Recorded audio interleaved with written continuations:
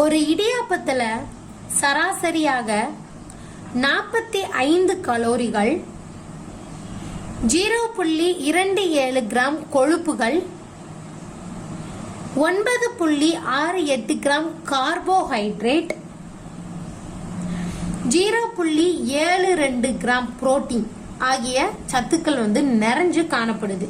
அதாவது ஒரு இடியாப்பத்துல. அதே மாதிரி இந்த இடியாப்பத்தை நம்ம இளஞ்சூடாக சாப்பிட்றது ரொம்ப ரொம்ப நல்லது. ஏன்னா நிறைய பேர் ஆற வச்சு ஊற வச்சு இந்த மாதிரிலாம் சாப்பிடுவாங்க.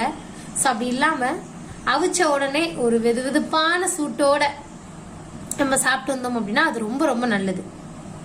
மேலும் இதுல நமக்கு தேவையான கார்போஹைட்ரேட், புரோட்டீன், இரும்புச்சத்து மற்றும் கொழுப்பு சத்து அப்படின்னு சொல்லிட்டு அனைத்து வகையான